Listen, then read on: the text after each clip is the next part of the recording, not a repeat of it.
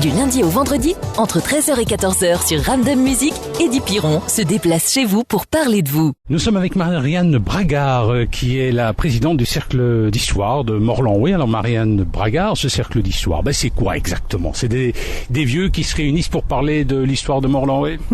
Non, peut-être qu'au départ c'était ça, mais notre cercle maintenant s'est enrichi de jeunes qui en veulent. Donc nous avons déjà mis sur pied en fin 2013 une grosse exposition sur les origines de la guerre 14.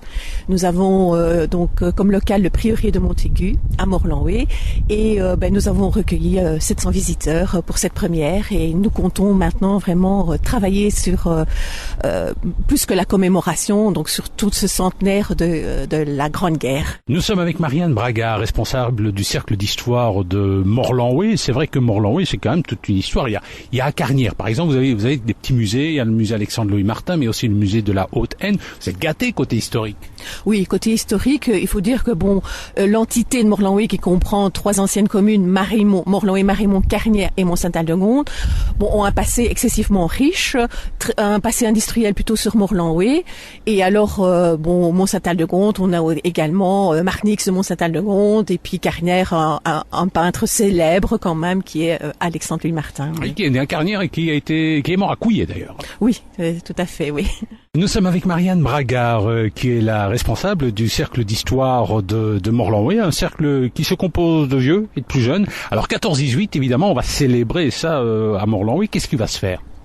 Alors, en l'état actuel des choses, il y a des choses, c'est évolutif, on a 4 ans. Oui, donc le point fort cette année-ci, c'est vraiment la commémoration à ce moment-là, le 22 août de la bataille de Collarmont, où là il y aura toute une série de manifestations très officielles, mais également l'inauguration d'une promenade, et puis une retraite au flambeau et un son et lumière au niveau du cimetière de Collarmont.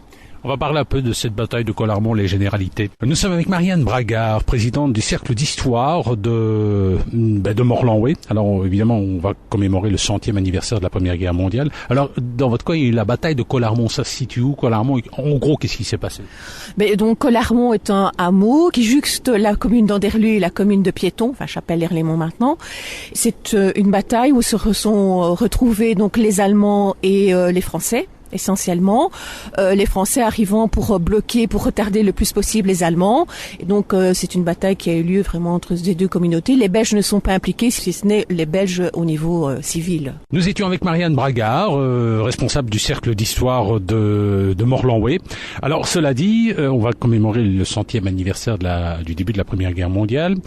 Alors, c'était quand même une zone industrielle, elle a quand même souffert, l'occupation. J'ai l'impression qu'on parle beaucoup des combats en 14-18, mais après il y a eu l'occupation et parfois le démantèlement d'industries.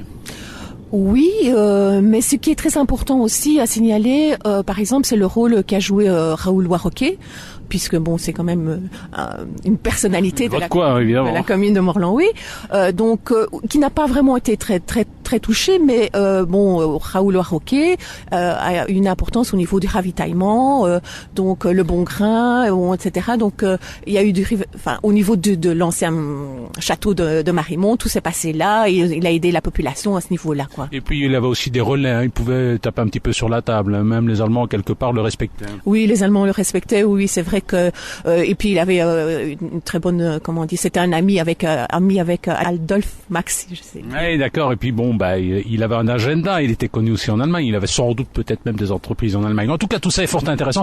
Vous avez un site internet au niveau de votre site, de votre cercle, vous sortez des publications parfois? Oui, donc nous avons une revue trimestrielle et nous avons un blog www.cham Histoire Morlan-Way. Eh bien ça va, on aura l'occasion de recevoir. Merci madame.